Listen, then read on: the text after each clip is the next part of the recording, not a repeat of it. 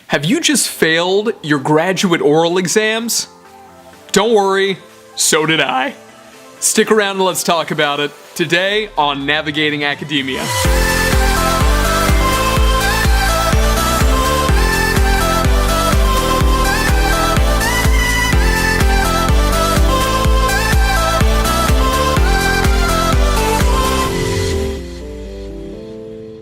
What's up, everybody? My name is Dr. J. Phoenix Singh, and I want to warmly welcome you to this episode of Navigating Academia, your leading source for guidance on how to advance your career in academia.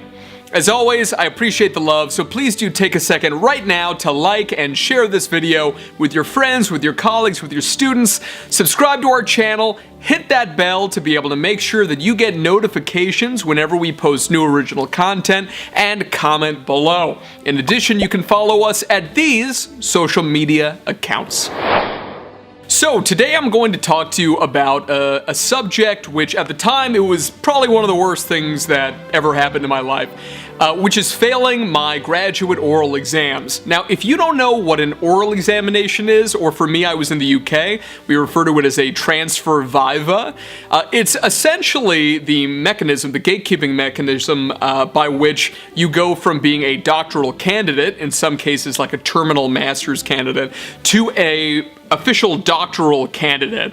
So it's essentially something where when you start a doctoral program, a lot of people think, I'm immediately a doctoral candidate, but that is not always the case. Usually there's some sort of orals that you have to take to be able to actually get to that official level. So this is something that's very near and dear to my heart, telling you this story and also supporting you if this has happened to you. And the reason is that I remember the day that it happened, and it was pretty horrific. And I remember, and I'll give you all the details and all, but I remember it because later that week, like 2 or 3 days later, there was a guy who was in my department, so this faculty member, who was an older gentleman who was just an incredibly kind person, and was somebody that I had a huge amount of respect for. And his graduate students, absolutely adored him, and him and I, passed one another now and again. He was a little bit more informal, and I found people in my department were very formal, and so I really valued that about him. He was very different. And so I had the opportunity to go in and sit down and chat with him. And he's somebody who is a very big name person in the field of psychology. And that's what my doctorate was in. It was in Department of Psychiatry at Oxford. But he's a really big deal. And so obviously when you see people who are big deals, who have done very well in the field, you kind of assume that they've always been, the most incredible person and aced everything and this kind of stuff. And I remember sitting down with him and telling him, what had happened and how I was, very confused and very thrown off and this kind of stuff. And I remember him sitting down and telling me, he said, well, he's like, I went to Oxford too. I'm like, really? And he said, yeah, he said, for my DPhil, which is what in the States we'd say a PhD. And so I'm like, I didn't know that. And he said, I failed my graduate oral exams. He said, I failed exactly what you just failed right now. And when I found that out, it was one of the most deeply meaningful things that I have ever had shared with me by anyone. Because people are very keen in life to tell you all about their successes, or to be very transparent in terms of everything that they've done well at. And I have found that very few people, for whatever reason, are very transparent about their failures, or less so failures as stumbling blocks on their road to success. And I find that the more success you have, the more important it is that you really discuss with people, especially folks who you want to nurture along their career journey, like I hope to do with you. It's very important that you be very open with them so that they know that it's okay, that if they run into similar circumstances, that is okay. And I want you to know that if this has just happened to you, that the pain that you feel and the sadness and the sense of complete and utter devastation and confusion is something that is very normal. There's nothing wrong with you. You are not some horrible failure in your professional life. This happens to folks who go on to be very successful, I promise you. I like to think that I've had an iota of success since that time. Some of the accomplishments on my end are things like I was the youngest tenured full professor in the country of Norway. I've written 3 books, 75 peer-reviewed articles. Work has been cited thousands of times, tens of thousands of reads, these sorts of things on a lot of these platforms like ResearchGate. I was the first psychologist to have lectured at all 8 Ivy League universities, as well as Oxford and Cambridge. I go around giving talks and these things, was very successful in business that I translated out of academia. I'm not the kind of person who toots their own horn, so I apologize if that's what that sounded like, but the reason is to tell you that all of this came from somebody who failed his graduate oral exams and thought that his entire academic career was over, right? So I can tell you that it's not, if that's where you are right now. And usually with oral exams, for transfer vivas in the UK, certainly, you have a second chance. You got 2 chances to do it. And if you fail the second time, you're done. But usually, if you're very serious about academia and you're serious about getting that doctorate, after you fail the first time, you will do what it takes to be able to pass the second time. Now, for me, I remember that, at the time, I was somebody where my priorities, I don't think, were where I thought they were, looking back now. And I think that the adjustments that I made are things that really set me up for success. So I want to tell you about how I kind of sublimated out of the situation to be able to make it where I could pass the second time around. And so what I want to do is to walk you through the 7 reasons why I think that I failed my oral exams. So reason number 1 is that I was definitely spending too much time on non-academic activities. Oxford's very interesting because you don't take, at least for my degree, you don't take courses for the doctorate. It's a research doctorate. And so because of that, you can fool yourself into believing that you have an absurd amount of free time. And so for me, I did things like I was the lead singer in an alternative rock group. I had really long hair. I wore, skull t-shirts and I mean, suspenders that were kind of, down around my hips and wristbands and fingerless gloves. If you don't believe me, let me know. I'll send you a photo. You can give me something down in the comments below if you want to listen to a demo from my old band or whatever, and I can share that on YouTube at this channel with you guys. I was a hip-hop instructor, beginner's hip-hop instructor. I taught hip-hop at Linacre College at Oxford. Was in a relationship at the time and definitely was into going out. So they call them bops, which are kind of like parties, usually every weekend. These really big elaborate balls that they have at Oxford throughout the year.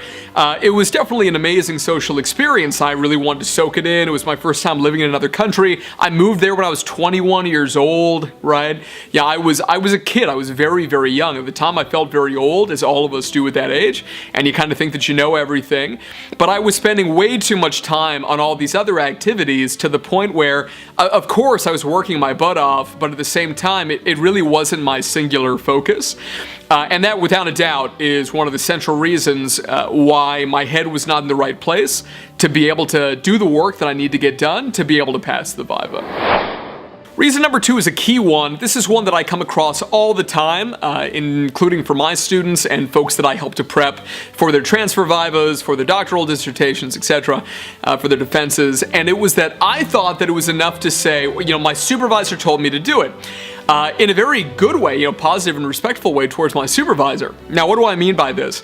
Well, when you're in grad school, you essentially your job is to come up with new knowledge, to really innovate, to come up with new data sets and do new kinds of statistical analyses on them. It's genuinely to generate new knowledge. And that's something that as an undergrad and any other time in your life, you're not expected to do. And you don't really know how to do it. Your supervisor's job is to kind of guide you through the whole thing. But unless you're a very diligent student and you ask quite a lot of questions, it's definitely something where if you're asking these kinds of questions of your supervisor in terms of how do I do things and not the why, you're in trouble. And that's what I did. I just trusted my supervisor with everything. I didn't ask questions about alternatives to what he was suggesting. And because of that, when I failed my first transfer viva, it was a case of when people said, why did you use this methodology? I literally said, my supervisor told me that was the right thing to do. That is a terrible answer. Do not answer that. If you don't know the answer to why you're doing everything you're doing in your doctoral dissertation, why did you use the measures that you used? Why did you use the analytic strategy that you used? Why did you cite, even things like why did you cite a specific paper? It may sound really silly, but you need to be a total and utter master of your craft and of everything that's in your dissertation. So make sure that you know that information, because to be honest, if I had somebody now say that to me and I was doing their exam and they were to say, my supervisor told me that that's the right way to do it, and I say, well, why is it the right way to do it? And they don't have an answer, it's really bad. It's really bad. Make sure that you know everything you can about every decision that you've made. And if your supervisor is making a decision telling you what to do, you really need to ask a lot of follow-up questions to get a sense of why they're telling you to do that. Reason number 3 was that at the time, I really didn't have a cohesive story behind my 3 dissertation studies. Depending on the kind of doctorate that you're doing in terms of the field that you're in, the university that you're at, etc., there's going to be different expectations in terms of, how many scientific research studies you've included, how many chapters are in your dissertation if you're in something like, let's say, art history or English, etc. And so for me, I was doing 3 research studies, and the problem is that even when I look back at it now, my 3rd study originally was the sticking point. My first 2 studies made a lot of sense, leading from one to the next. My 3rd was kind of out of left field, really kind of out of nowhere. And again, when I was asked why did you pick that, I said, my supervisor told me that this was, going to be the 3rd study, and so because of that, that's what I selected. Terrible answer. It's a terrible answer. You have to know the story. Your supervisor shouldn't have to tell you everything. Right? Their job is to guide you, but you need to become the master, again, of your craft, the master of your field, and understand exactly what's going on for you. It's a lot of responsibility, and it's very difficult. This is not something, it's the hardest thing you'll ever do to this point in your life, in terms of your career, is to do the transfer viva and then later on to do the doctoral defense. It's really, really hard. And one of the reasons it's hard is because you need to understand things that you've never had to understand the rest of your life. And to put things together. So to be able to come up with ideas for new studies is something that, the rest of your career, if you choose to be an academic, you're going to have to do. And obviously one of the core parts of having an academic career and having a publication record is making sure there's some kind of a logical flow or connection between your different studies and projects. And it starts now. It starts here in graduate school. And it starts with putting your dissertation studies together. I'm going to make another video, which I'll link in the description below, which is the 5 biggest mistakes you can make in terms of planning a doctoral project. So I want to make sure that when you're done with this one, watch that as well. Reason number 4 was a stupid one, which was a young mistake. I was 22, give me a break, right? Which is that I didn't dress professionally. I wore a button-down shirt and I wore a blazer. The shirt was not a white one, it was like a red shirt. I didn't have a tie on. I had like a couple of things unbuttoned or whatever since I didn't have the tie. When I sat in the chair, I leaned back in the chair. What the hell was I thinking? I had extremely long hair, which is nice. I loved my hair. To be honest with you, I like being bald more. But I had really long hair and had it up in like a little man bun or something. Don't ask. But it was something where I should have been, especially in the British professional culture, deeply, deeply disrespectful of me to do that. Now in America, it would be less disrespectful. I still think how I dressed was not appropriate. Wear a nice suit and a nice tie, nice shoes, matching belt, if you're a guy, matching belt. Make sure that in terms of when you're sitting, right, here's my rule of thumb. Let's say the back of the chair is here. Okay? Don't put your back all the way up against it. Here's the front of the chair, right? Sit right about here, okay? And what this does is it gives you, even though your spine will still be kind of like here, nice and straight, okay? It's not something where you're kind of like leaned back, but you're also not going to be leaned forward like this, okay? So just nice and straight, hands here, hands at your sides, whatever. It sounds super arbitrary, but it is not. I'm telling you right now, it is not arbitrary. Dress professionally, sit professionally, watch your nonverbal behavior at all times, including your intonation, your facial affect, your gestural affect. Calm, cool, and collected. It's really hard when you're nervous, but this is really a key thing, and it can really lead to some really positive or really negative results for you. Reason number 5 that I failed is that I didn't look into my examiners. And what I mean by that is that I had known for months who my examiners were going to be for the transfer viva, but I didn't look into them. I mean, they're in my department.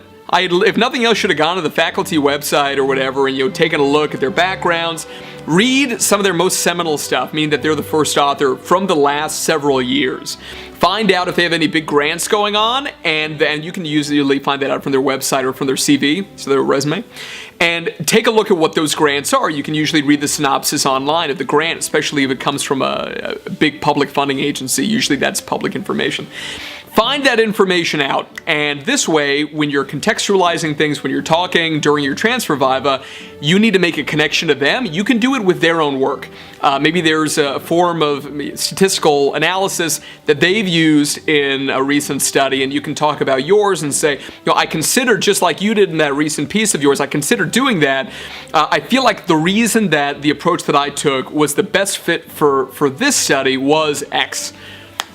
Very respectful, hits it. It really hits it where you need to. Remember that, when you're a doctoral student, when you're a graduate student in general, this is kind of like the time in your life where you need to really focus on how you come across to faculty.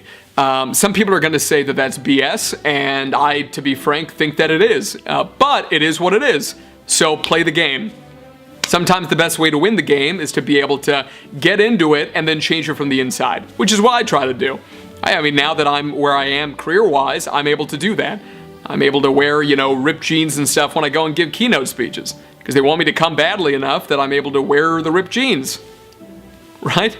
So, it's one of these things where get inside and then you can change it from the inside. But there are certain rules that you need to play by, especially when you're in grad school, and a lot of it's not fair. Life's not fair, right?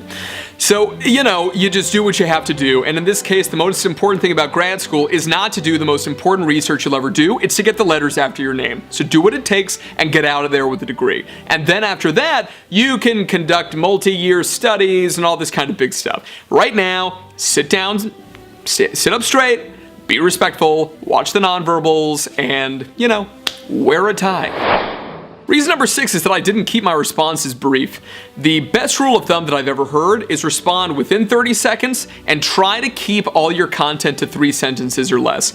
Let me tell you, it's like near impossible. One of the best things you can do is, set up your smartphone and answer some questions.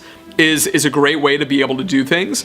Answer some questions. If it's something where you guys want me to make some sample interview videos where I'll ask questions and then give you 30 seconds and then let you respond, let me know. That's a great way for us to be able to practice. Just, post down in the comments below and let me know that you're interested. The more upvotes I get on that, more likely I am to be able to make that video for you, because I do love making stuff for you guys. Keep the responses really tight. When you practice more, you're going to end up finding yourself able to communicate a lot more effectively in life in general, and especially when it comes to a high-stress situation like this. It's a great way to be able to practice. And it's going to help you also mentally condense your thoughts down to be able to figure out what is truly important for you to communicate versus what are things that if they ask follow-up questions, you can get into. But if they don't ask the follow-up questions, then that's a good sign that you stopped at the right point. Okay. You can even say something at the end of your 3 sentences like, would you like me to go on? You can say something like that, or just stop, and if they're interested, they can say, that was very interesting. That third point you made, can you talk a little bit more about that? Fantastic. Fantastic. Gives them the opportunity to be able to ask for follow-up questions. But keep it brief in terms of when you're asked that question, for what you're going to do, nice and concise. Reason number 7 is that you didn't practice sufficiently. I did not practice sufficiently, I can tell you right now. I thought that I knew exactly what I was doing. People told me, influential people, people whose job it was to be able to help me, told me that I was perfectly fine and that I would pass and all my responses were adequate, and they were not. So don't trust anybody but yourself.